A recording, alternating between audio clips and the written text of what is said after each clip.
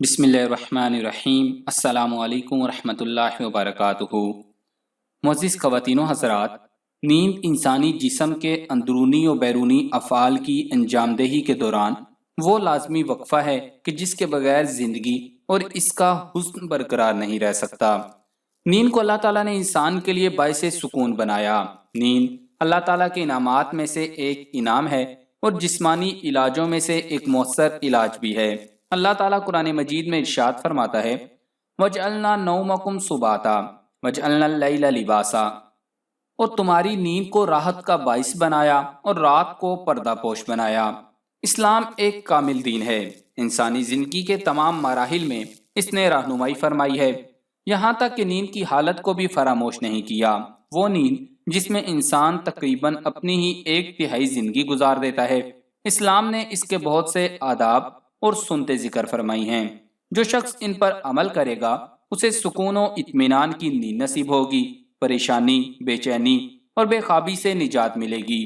اور واحد مذہب اسلام ہے جس میں سونا بھی عبادت ہے، لیکن کیسے اور کیوں؟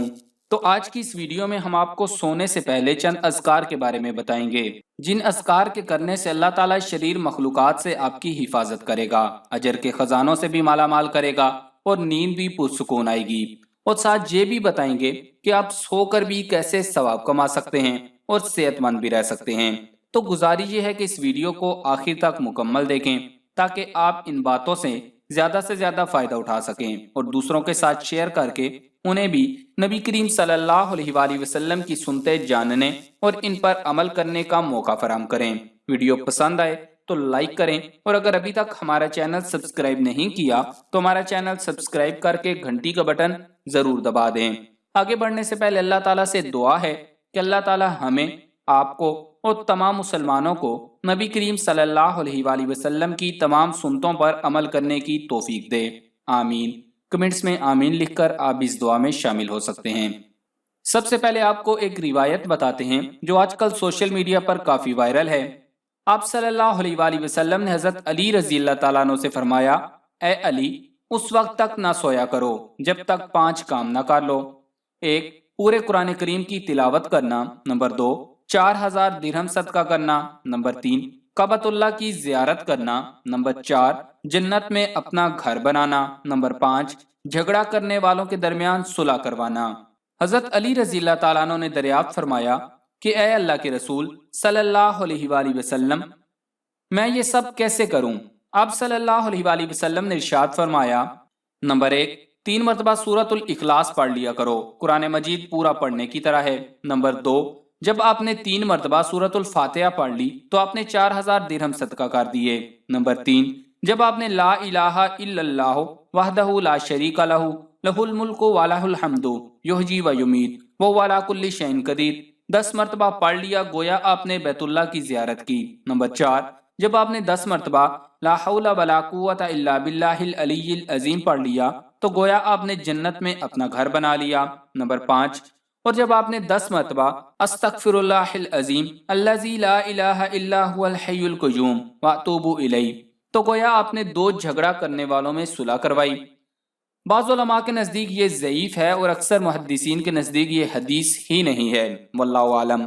ہم نے اس پر کافی ریسرچ کی لیکن ہمیں یہ کسی بھی حدیث کی کتاب میں انہی الفاظ میں یہ روایت نہیں ملی، اس لیے یہ حدیث نہیں ہے اور نبی کریم صلی اللہ علیہ وآلہ وسلم کی طرف حضرت علی رضی اللہ تعالیٰ عنہ کا نام لے کر منسوب کی گئی ہے، جبکہ ہمیں یہ کسی بھی کتاب میں نہیں ملی۔ لیکن ان میں سے صرف سورۃ الاخلاص کے 3 مرتبہ پڑھنے کے فضائل احادیث میں ملے ہیں، باقی باتوں کے مختلف فضائل تو ہیں لیکن ایسے نہیں ہیں جیسے اس روایت میں بتائے گئے ہیں۔ سورۃ الاخلاص کے فضائل جان لیں۔ حضرت ابو درداء رضی اللہ تعالیٰ عنہ بیان کرتے ہیں کہ نبی کریم صلی اللہ علیہ وآلہ وسلم نے فرمایا، کیا تم میں سے کوئی ایک رات میں قرآن کا تیسرا حصہ پڑھنے سے عاجز ہے؟ تو صحابہ کرام رضوان اللہ علیہم اجمعین کہنے لگے، قرآن کا تیسرا حصہ کس طرح پڑھا جائے؟ تو نبی صلی اللہ علیہ وآلہ وسلم نے فرمایا، قل هو اللہ احد، قرآن کے تیسرے حصہ کے برابر ہے۔ حضرت عائشہ صدیقہ رضی اللہ تعالیٰ عنہ بیان کرتی ہیں کہ رسول اللہ صلی اللہ علیہ وآلہ وسلم جب بھی رات کے وقت بستر پر آتے تو اپنی ہتھیلیوں کو ملا کر ان میں پھونکتے اور سورۃ الاخلاص، سورۃ الفلق اور سورۃ والناس پڑھتے، پھر اپنی دونوں ہتھیلیوں کو جہاں تک ہو سکتا اپنے جسم پر ملتے، اس کے لیے سر، چہرہ اور جسم کے اگلے حصے سے ابتدا فرماتے اور یہ عمل 3 مرتبہ کرتے۔ پڑھتے 1 مرتبہ تھے اور جسم پر ہاتھ 3 مرتبہ پھیرتے تھے۔ سوتے وقت آیت الکرسی کا پڑھنا۔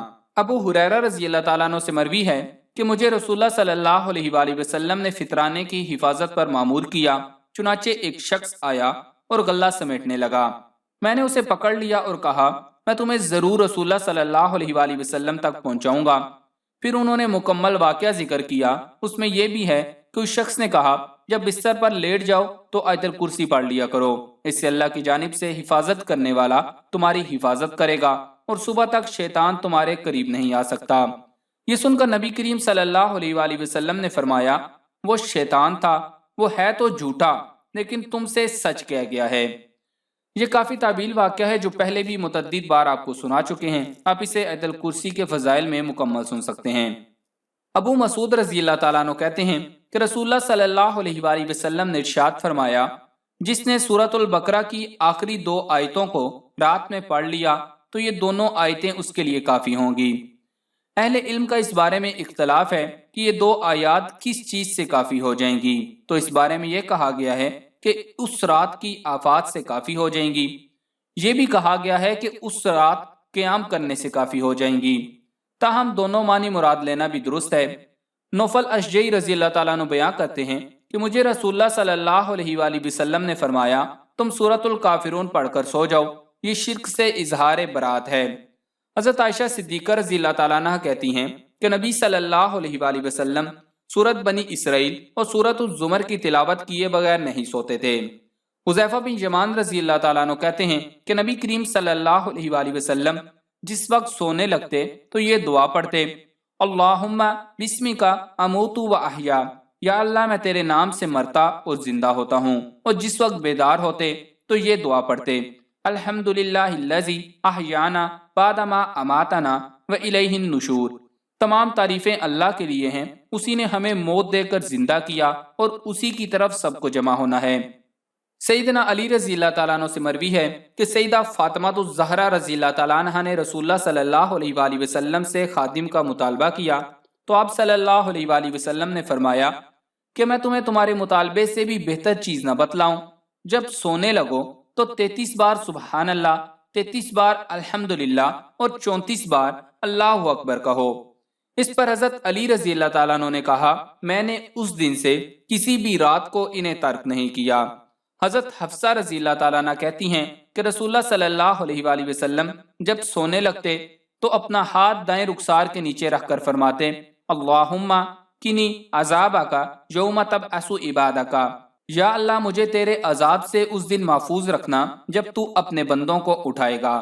حضرت انس رضی اللہ تعالیٰ عنہ کہتے ہیں کہ رسول اللہ صلی اللہ علیہ وآلہ وسلم جب اپنے بستر پر لیٹتے تو فرماتے تمام تعریفیں اللہ کے لیے ہیں جس نے ہمیں کھلایا پلایا، وہی ہمارے لیے کافی ہے، اور اسی نے ہمیں رہنے کے لیے جگہ دی، اور کتنے ہی ایسے لوگ ہیں جن کی کفالت کرنے والا اور ٹھکانہ دینے والا کوئی نہیں ہے۔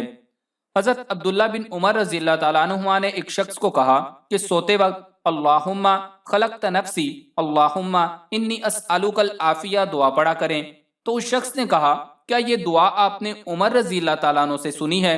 تو انہوں نے جواب دیا عمر سے بھی بہتر شخصیت سے سنی ہے، یعنی رسول اللہ صلی اللہ علیہ وآلہ وسلم سے۔ حضرت برا بن عازب رضی اللہ تعالیٰ عنہ سے مروی ہے کہ رسول اللہ صلی اللہ علیہ وآلہ وسلم نے فرمایا جب بستر پر جاؤ تو نماز کی طرح وضو کرو، پھر دائیں کروٹ لیٹ کر کہو یا اللہ میں نے اپنا تن تیرے سپرد کر دیا ہے، اپنا معاملہ تیرے حوالے کر دیا ہے، اور پشت پناہی کے لیے تیری پناہ میں آ گیا ہوں، تجھ ہی سے امید ہے اور تجھ ہی سے ڈرتا ہوں، تیرے علاوہ کوئی جائے پناہ نہیں، میں تیری نازل کردہ کتاب اور تیرے مبعوث کردہ نبی پر ایمان لایا۔ ان کلمات کو سب سے آخر میں کہو، اگر اسی رات تمہارا انتقال ہو جائے تو فطرت پر تمہارا انتقال ہوگا۔ برا کہتے ہیں کہ میں ان کلمات کو دہرانے لگا تاکہ اچھی طرح یاد کر لوں، اور انہیں اچھی طرح یاد کر لیا تو میں نے کہا آمنت برسولک الذی ارسلت، تو آپ صلی اللہ علیہ وآلہ وسلم نے فرمایا کہو آمنت بنبیک الذی ارسلت۔ ابو ہریرہ رضی اللہ تعالیٰ عنہ کہتے ہیں کہ رسول اللہ صلی اللہ علیہ وآلہ وسلم نے فرمایا، جب تم میں سے کوئی اپنے بستر پر لیٹنے لگے تو اپنے تہبند کے پلو سے اپنا بستر جھاڑ لے اور بسم اللہ پڑھے، کیونکہ اسے نہیں معلوم کہ اس کے جانے کے بعد بستر پر کیا آیا تھا۔ پھر جب سونے لگے تو دائیں کروٹ کے بل لیٹے اور کہے، یا اللہ میرے رب تو پاک ہے، میں تیرے نام پر اپنے پہلو کے بل لیٹ رہا ہوں اور تیرے نام پر ہی اٹھوں گا۔ اگر تو میری جان کو قبض کر لے تو اسے معاف کرنا، اور اگر اسے چھوڑ دے تو اس کی ایسے حفاظت فرما جیسے تو نیک بندوں کی حفاظت فرماتا ہے۔ تو معزز خواتین و حضرات، یہی وہ اعمال ہیں جن کو پڑھ کر سونا نبی کریم صلی اللہ علیہ وآلہ وسلم کی سنت ہے۔ اس کے علاوہ بھی متعدد اعمال تھے، انشاءاللہ وہ بھی پھر کبھی ذکر کریں گے۔ سوتے وقت وضو کریں، بستر جھاڑیں اور دائیں کروٹ سو جائیں، اور جو شخص ان اعمال پر عمل کر کے سوتا ہے، جتنی دیر وہ سوتا رہتا ہے اتنی دیر نبی کریم صلی اللہ علیہ وآلہ وسلم کی سنت پر عمل پیرا ہے، اور اس کے نامہ اعمال میں اتنے وقت کے لیے سنت نبی صلی اللہ علیہ وآلہ وسلم کا اجر لکھا جائے گا۔ اور دائیں کروٹ سونے کا ویسے بھی سائنس بہت زیادہ فائدہ بتاتی ہے، اگر سائنس اس کا فائدہ نہ بھی بتائے تو یہ ہمارے لیے سنت نبی صلی اللہ علیہ وآلہ وسلم ہے، اور نبی کریم صلی اللہ علیہ وآلہ وسلم کی زبان اقدس سے جو بات بھی نکل گئی اس کے اوپر عمل کرنا ہم پر ضروری ہے۔ تو آخر میں اللہ تعالیٰ سے یہی دعا ہے کہ وہ ہمیں، آپ کو اور تمام مسلمانوں کو نبی کریم صلی اللہ علیہ وآلہ وسلم کی سنتوں پر عمل کرنے کی توفیق دے، آمین۔